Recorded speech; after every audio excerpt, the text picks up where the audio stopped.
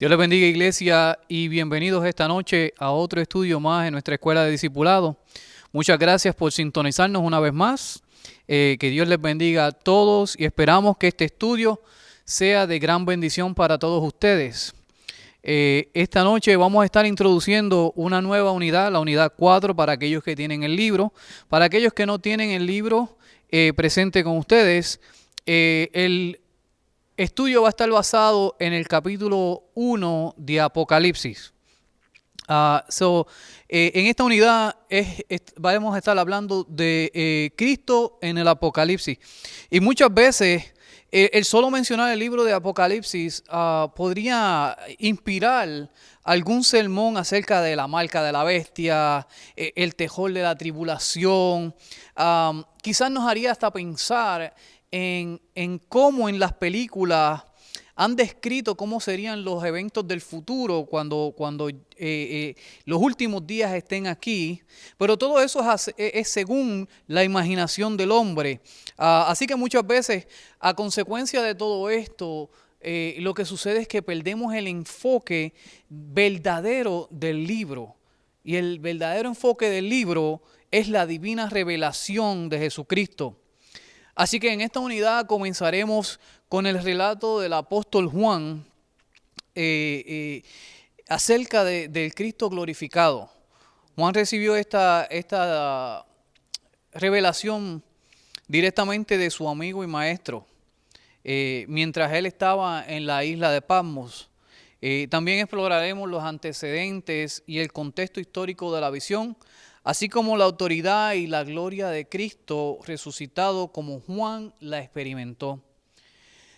De ahí la unidad pasa a dos lecciones que exploran las cartas de Cristo a las 7 iglesias, las cuales se encontraban en Asia Menor. Y los últimos 3 estudios tratan de Cristo como el Cordero, el vencedor y el Rey que gobierna eternamente. Así que en nuestra primera lección nos enfocaremos en la primera visión que Juan recibió.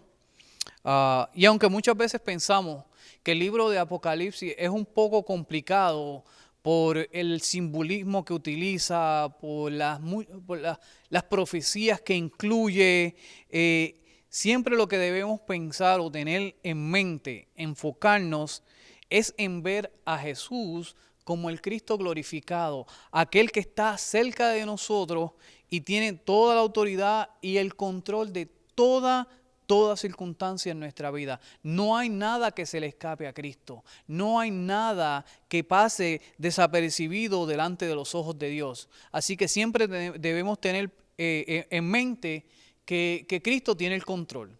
Dios sabe todas las cosas, Dios sabe cómo hacerlo, Dios sabe cómo solucionarnos, y aunque a veces estemos pasando por circunstancias, situaciones, aflicciones, y no veamos como que una salida, quizás Dios no nos va a sacar de ella, pero nos va a pasar a través de ella. Y con su fuerza, con su gloria, con su misericordia, con su gracia, tendremos la fortaleza, con el Espíritu de Él que vive en nosotros, tendremos la fuerza necesaria para así poder atravesar cualquier circunstancia, como ahora mismo lo estamos viviendo. Claro que no podemos dejar pasar el que debemos ser precavidos y cautelosos, pero lo que tenemos que enfocarnos es que en Dios tiene el control. Les quiero dejar con el versículo clave de esta lección y se encuentra en Apocalipsis 1:18 y dice: y el que vivo y estuve muerto, mas he aquí que vivo por los siglos de los siglos. Amén. Y tengo las llaves de la muerte y del Hades. Como podemos ver, el pasaje que acabamos de leer le da peso y validez al subtítulo de nuestra lección. El título de la lección es el Cristo glorificado, pero el subtítulo es Jesucristo glorificado tiene toda la autoridad. Amén. Porque Él tiene toda la autoridad. Y comenzando la lección, primeramente nos vamos a enfocar en la visión de Juan, pero como el mensajero. Podemos leer Apocalipsis del 1 al 3, el 9 y el 10. Y en el comienzo de el apóstol Juan se describe a sí mismo como su siervo. Una descripción que identifica o muestra el mensaje central de las revelaciones? Nuestro Señor Jesús. ¿Quién otro que vino a ser siervo, a servir, no a ser servido? Juan, como todos sabemos, fue parte del círculo íntimo de Jesús, quien se sentó con él en la última cena, junto a él, quien fue testigo de la transfiguración de nuestro Señor Jesús en el monte. Juan tuvo una relación muy cercana a nuestro Señor mientras Él estuvo en la tierra. Y algo que me llama la atención es cómo específicamente en el versículo 3, Juan nos muestra la importancia no solo de tener una relación con Dios y la oración, sino que también la importancia del estudio de la palabra. Veamos lo que dice el versículo 3. Dice, bienaventurado el que lee y los que oyen las palabras de esta profecía y guardan las cosas en ellas escritas, porque el tiempo está cerca.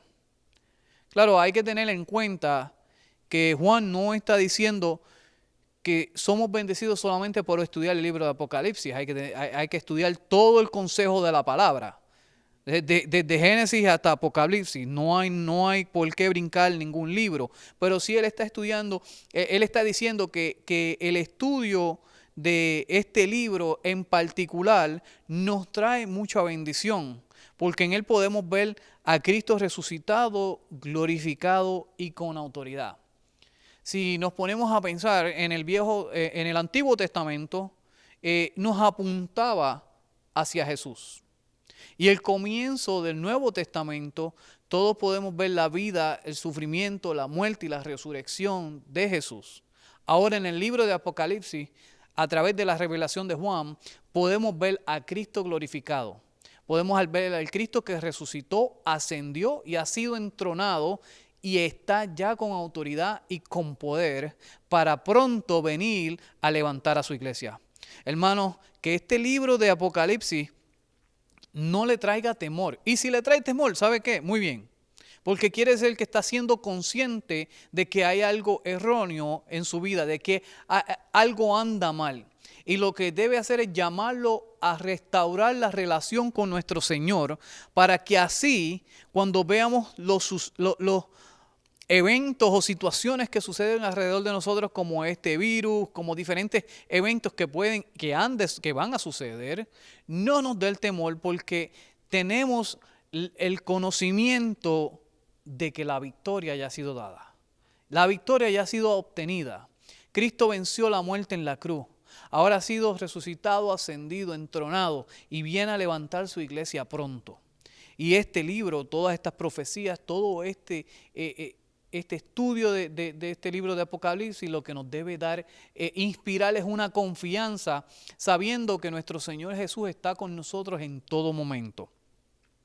Ahora, cuando continuamos la lectura del libro de Apocalipsis, podemos ir al versículo 9 y Juan registra que él se encontraba en la isla de Patmos y él dice que se encontraba ahí por causa de la palabra de Dios y el testimonio de Jesucristo. Patmos era una pequeña, o sigue siendo, una isla muy pequeña en la costa oeste de lo que hoy en día es Turquía, muy pequeña. Creo que tiene una geografía de aproximadamente 13 a 14 millas cuadradas. Y aunque muchos han hecho mención de que Juan estaba en esta isla prisionero, los historiadores romanos hacían mención de estas islas, es un conjunto de islas en esta costa, y hacían mención de que eran utilizadas por los romanos para enviar prisioneros, pero nunca se hizo mención, según los historiadores romanos, nunca se hizo mención de que él estaba ahí prisionero o de que esta isla había sido utilizada como prisión. Así que ni siquiera él hace mención de que está prisionero, él dice que está en la isla a causa del testimonio. No se sabe si él estaba allí prisionero o si simplemente llegó a este lugar como resultado del destierro, la expulsión del área de Roma por los romanos, por él estar hablando de la palabra de Dios y testificando del glorioso poder de nuestro Señor Jesucristo. Pero independientemente de que él estuviera ahí expulsado, prisionero, no importa, él estaba ahí por la fidelidad a nuestro Señor Dios. Y por eso, hermanos, no podemos estar quejándonos. Cuando a veces nos sentimos, no debemos quejarnos cuando a veces nos sentimos aislados, echados a un lado, porque todo tiene parte, todo es parte del propósito de Dios. Todo es parte de la voluntad de nuestro Señor para nuestras vidas. Y lo que debemos hacer cuando nos sintamos así, que estamos quizás aislados, quizás nos sentimos desterrados, que nos han expulsado, rechazados, lo que debemos hacer es acercarnos más a Dios, darle gloria por lo que Él está haciendo en nuestras vidas. Juan nos presentó que a través del libro y de su revelación que por la fidelidad a Dios pasaremos por situaciones dolorosas y Él mismo fue partícipe de ellas. Cuando leemos el versículo 9, dice: yo, Juan, vuestro hermano, mire cómo Él se identifica como nuestro hermano, y copartícipe vuestro en la tribulación, en el reino y en la paciencia de Jesucristo. Estaba en la isla llamada Patmos por causa de la palabra de Dios y el testimonio de Jesucristo. Amén. Y quisiera hacer una aclaración aquí para aquellos que quizás se sienten confundidos. Cuando él hace mención de ser partícipe de la tribulación, él no estaba refiriéndose a la gran tribulación. A lo que él se está refiriendo es a las situaciones y aflicciones por las cuales vamos a pasar al ser seguidores de nuestro Señor Jesucristo. No está hablando en este momento de los eventos de la gran tribulación y que Él fue partícipe de ellos, sino de las aflicciones que pueden venir hacia nuestra vida por nosotros decidir ser seguidores de nuestro Señor Jesucristo. Pero hermanos, para entrar al reino de Dios, aunque es un regalo de Dios hacia nosotros, siempre vendrá acompañado de pruebas. Va a venir acompañado de pruebas, va a venir acompañado de circunstancias difíciles y aún de aflicciones. Pero es ahí donde se mide nuestra fe. Es ahí donde se mide nuestra fidelidad al Señor. Si todo fuera color de rosa, nunca entenderíamos el sufrimiento de Cristo por nuestra causa. Así que debemos entender que pasaremos por aflicciones, pero tenemos un reino asegurado siempre y cuando nuestras aflicciones nos lleven a una adoración genuina. Siempre nos permita, no que nos permita, nos permitamos nosotros mismos estar fieles a nuestro Señor, pase lo que pase, pase lo que pase. Ahora mismo todo esto nos ha abierto los ojos a nuevas dimensiones, porque ¿quién pensaba que íbamos a estar llevando estudios a través de estas plataformas como Facebook y YouTube? Pero a la misma vez nos ha abierto un mundo donde podemos llegar a más personas. Pero claro está, nadie pensaba, esto nos trae un poco a veces de tristeza, no podemos estar con nuestros hermanos, pero hermanos, no se olviden que Dios sabe lo que está haciendo. No hay nada que se le haya escapado de las manos, no hay nada que lo tomó por sorpresa. Todo esto es plan de nuestro Señor y lo que tenemos que estar es tranquilos, confiar que el Señor sabe lo que está haciendo. Y va a llegar el momento en que volveremos a estar juntos y podremos adorar a nuestro Señor en unidad. Pero por ahora, pues, enfoquémonos en estudiar la palabra, en aceptar los consejos de nuestro Señor y esperar que Él se mueva para que nosotros nos movamos. No tratemos de movernos antes de lo que se mueve Él. Si recordamos la historia de Moisés, así mismo Moisés dijo: nosotros no nos iremos si tú no vas con nosotros. Así que para nosotros ser seguidores hay que esperar que Él se mueva y nosotros después movernos con Él. Esto es lo que podemos ver también en el versículo 10. Aquí Juan, cuando leemos el versículo 10, aquí Juan explicó que Él estaba en el Espíritu en el día del Señor. Y aun cuando estaba pasando por un destierro, él había sacado un día para estar en oración. Porque a eso es a lo que se puede referir cuando él dice que él estaba en el Espíritu en el día del Señor. Posiblemente se refiere a un domingo, que era cuando los cristianos comenzaron a reunirse el primer día de la semana para celebrar la resurrección. También puede referirse que Juan fue tomado por el Espíritu y transportado al futuro día del Señor. Pero fuera lo que fuera, Juan estaba adorando. Juan estaba en el Espíritu. Y así fue como recibió esta visión sobrenatural. Y ahora que hemos hablado del mensajero, vamos a hablar del mensaje. ¿Cuál es el mensaje? Aquí estaremos enfocándonos en Apocalipsis 1, del 4 al 8 y versículo 11. En esta visión sobrenatural, Juan recibió una comisión divina, una comisión muy especial, y era el compartir el mensaje que Jesús le estaba dando para que lo llevase a las 7 iglesias de la provincia romana de Asia. Muchas veces se ha especulado que si estas iglesias representaban diferentes tipos de iglesias o diferentes épocas en la historia de la iglesia, pero esto es incierto. Pero sí algo podemos ver, aunque sea incierto, sí algo podemos ver. Porque cuando leemos estas cartas a las iglesias y cómo Jesús se refiere a cada una de ellas, yo creo que podemos identificarnos cada uno de nosotros con alguna iglesia y por el estado en que ellos estaban pasando o por cómo se encontraban cada una de estas iglesias. Creo que es el estado en que se encontraba cada uno de estas iglesias es lo que a veces nosotros pasamos. Por ejemplo, él le dice a una de las iglesias que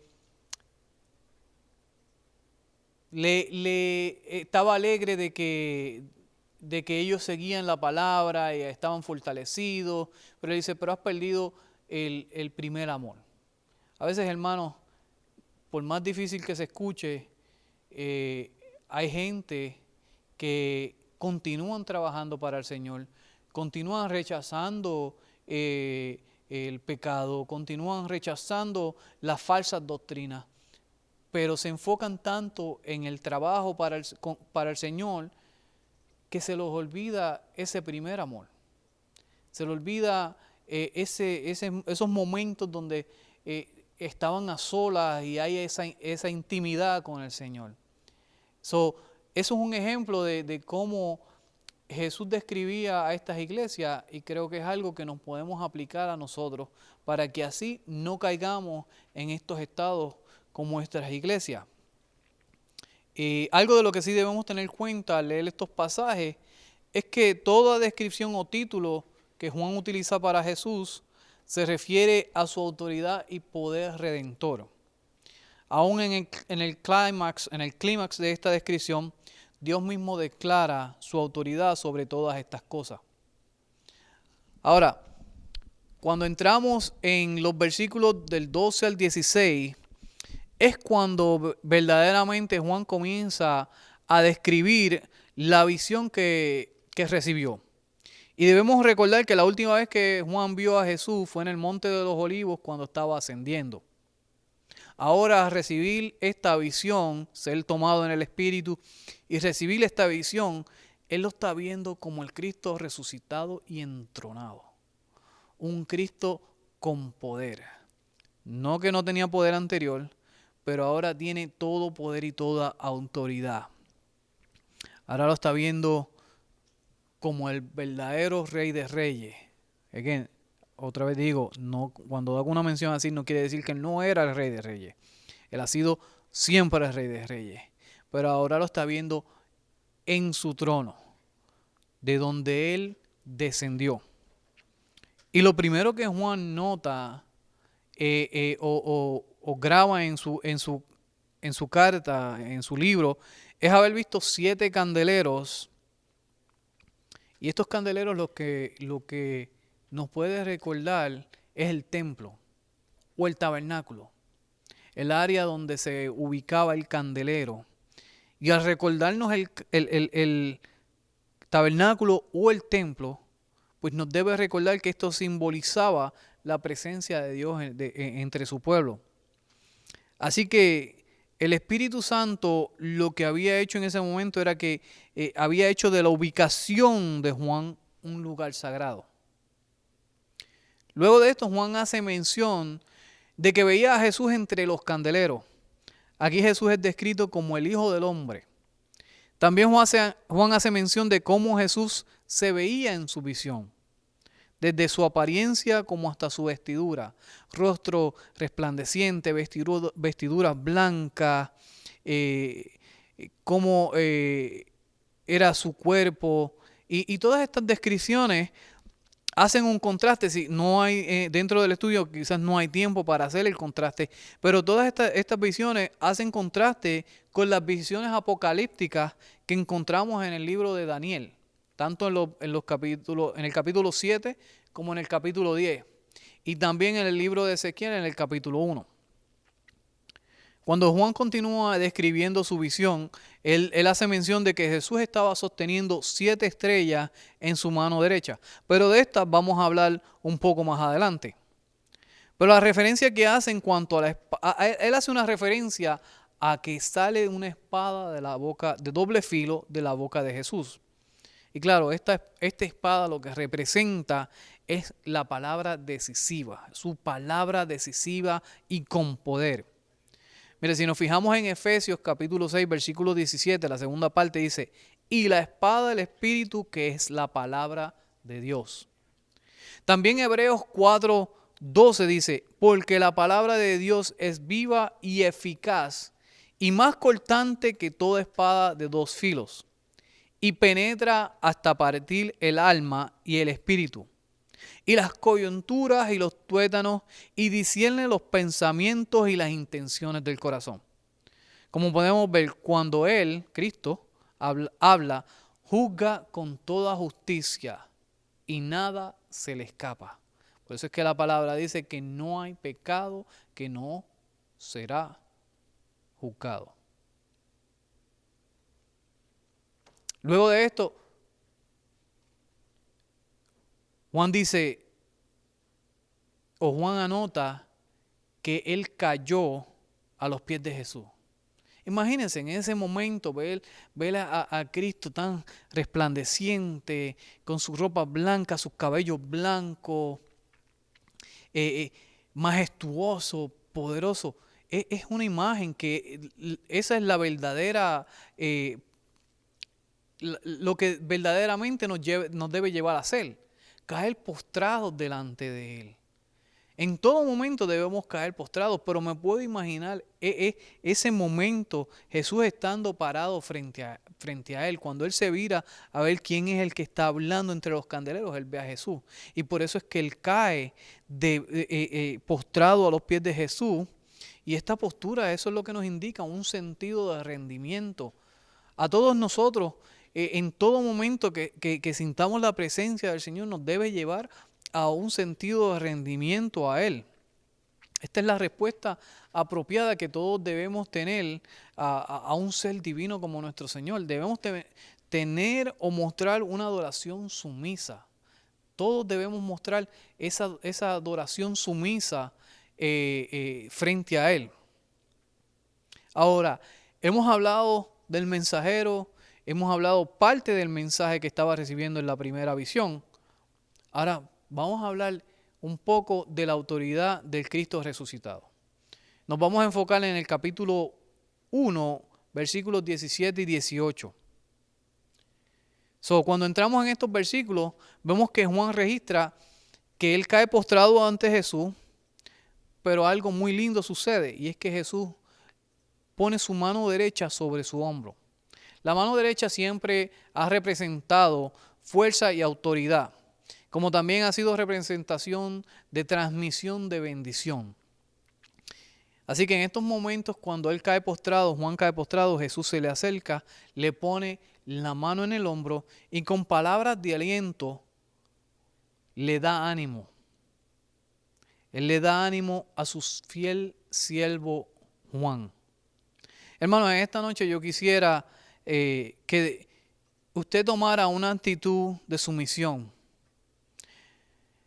Yo quisiera que ahora mismo usted sienta, tome una actitud sumisa, tome una actitud de rendimiento delante del Señor. Sienta la mano del Señor siendo puesta en su hombro. Sienta que le está dando ánimo a usted. Sienta ahora mismo, esté en lo alto o esté en lo bajo, que Jesús le está diciendo, aquí estoy para ti. Escúchalo en estos momentos diciéndole, mi victoria es tu victoria. Solo sígueme y confía.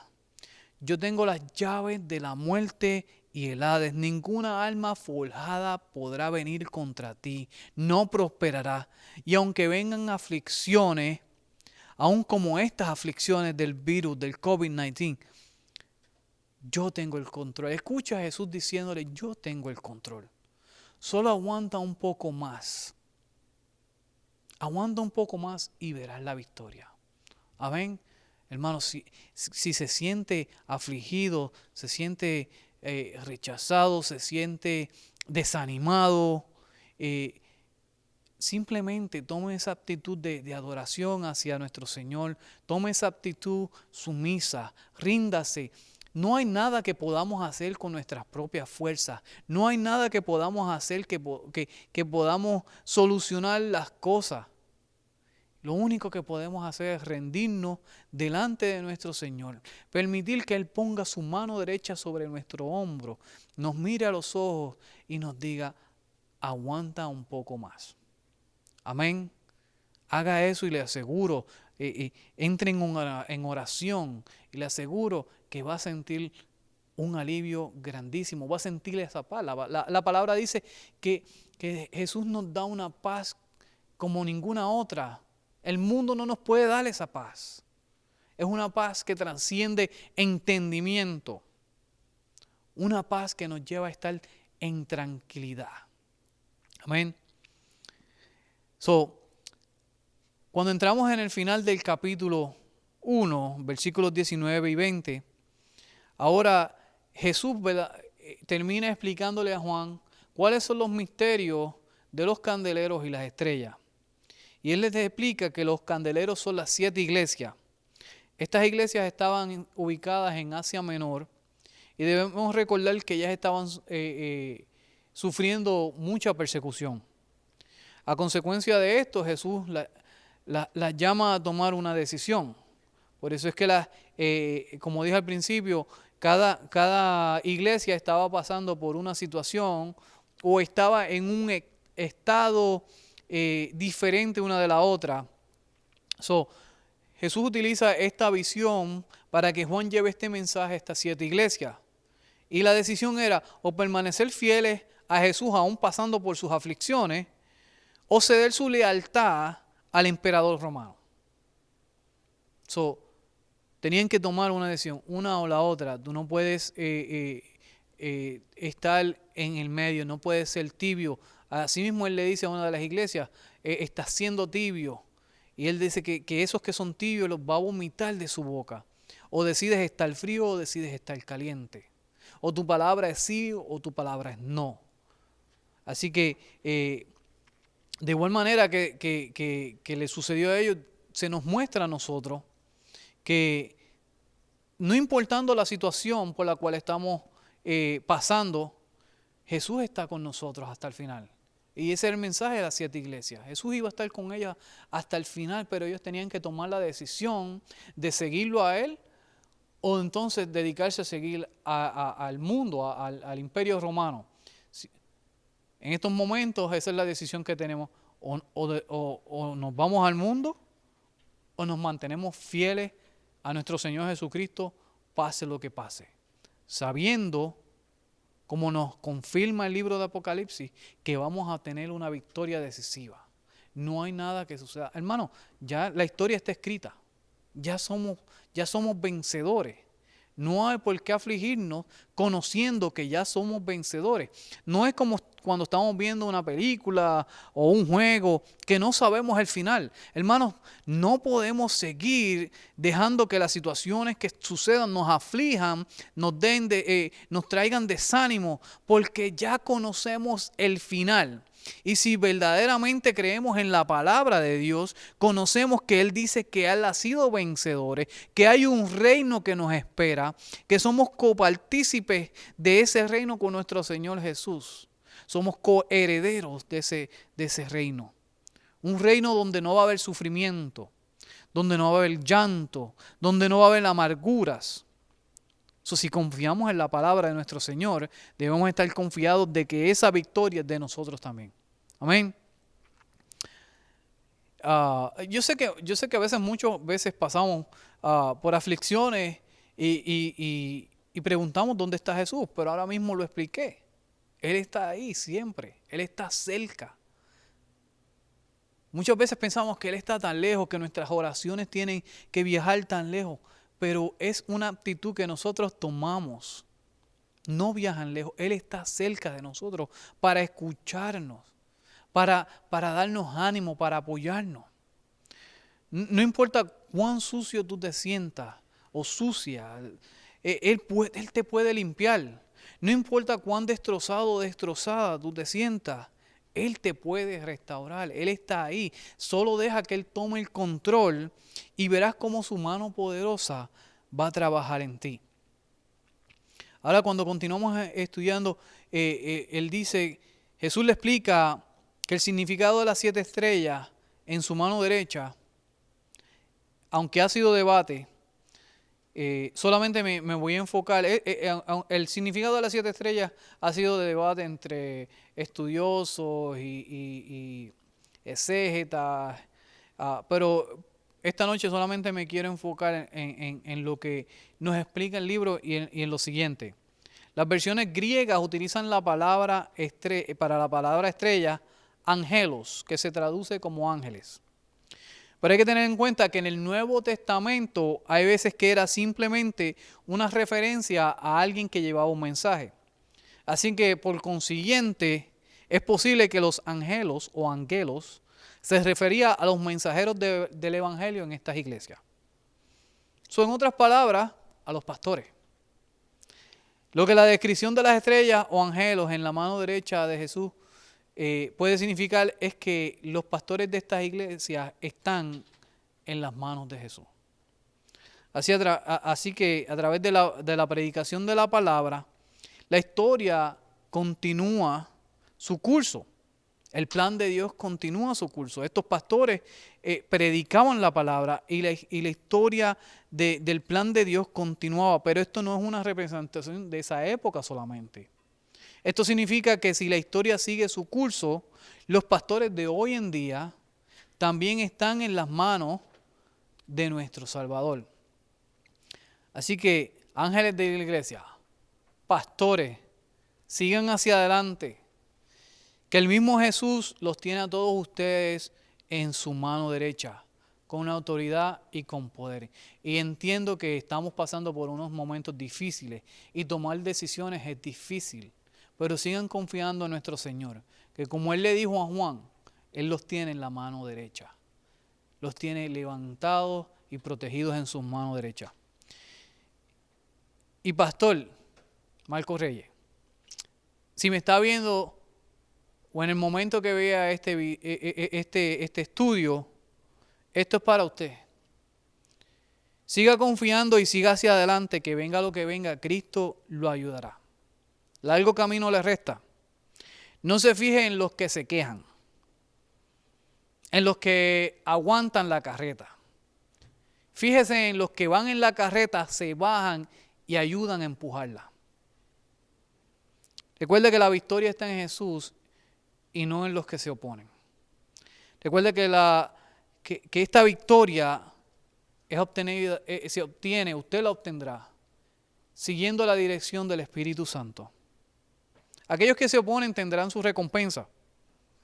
Pero para usted está la recompensa de aquel que tomó la cruz por nosotros. tomó nuestro castigo y aún así nos llevó a los pies de nuestro Dios, del que lo creó todo. Enfóquese en cumplir con todo lo que Dios lo ha llamado a cumplir. Gústele a quien le guste. Usted está aquí para guiar a un pueblo y para seguir la dirección de Dios. No para cumplir con los caprichos de algunos. Y como iglesia debemos estar unidos y apoyándolo a seguir hacia adelante. Así que el Señor lo bendiga, pastor, y que el Señor bendiga a todos los pastores que día a día tienen que estar tomando decisiones difíciles para continuar pastoreando una grey y llevarla a pasturas verdes, a cuerpos de agua calmados donde puedan beber. Sigan hacia adelante, que el Señor está con todos ustedes. Y antes de despedirme quisiera hacer una oración, ya que comencé el estudio, me enfoqué en el estudio y no hice la oración de comienzo, pero quisiera en este momento hacer una oración. Así que pongámonos en postura de sumisión, de adoración al Señor, y adorémoslo con oración. Padre, en el nombre de Jesús, te doy la honra y la gloria. Vengo delante de ti humildemente, como tu siervo, postrándome delante de ti, sabiendo que tú tienes el control de todo. Gracias, mi Dios Todopoderoso. Bendecido sea tu santo nombre, mi Señor. Gracias, Señor, por todo lo que nos provees, por tu protección, por la misericordia, por tu amor infinito, por tu bondad, por ser tan amoroso y haber escogido a tu propio Hijo y enviarlo a la cruz a morir por nosotros, tomar nuestro castigo.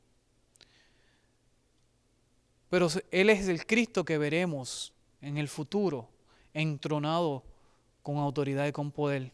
Gracias, mi Dios, por todo lo que, por la protección, por la cobertura que tú tienes hacia nosotros. Te pido, Señor, que esta palabra y este estudio sea de bendición para todos aquellos que están sintonizando a través de estas plataformas de Facebook y YouTube. Que ahora mismo, en estos momentos, sientan tu presencia, sientan que estás ubicando tu mano en su hombro, que sientan esa paz que trasciende entendimiento, mi Señor.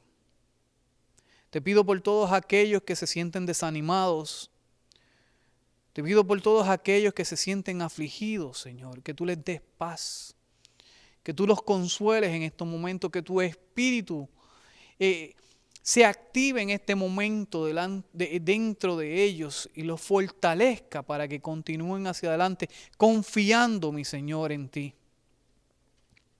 Todo esto te lo pido, Señor, en el nombre de tu Hijo sagrado. Amén, amén, amén. Hermanos, será hasta la próxima. Y no se olviden de seguir contribuyendo con el Ministerio de Discipulado con sus diezmos y ofrendas. Que el Señor me los bendiga y los proteja. Buenas noches.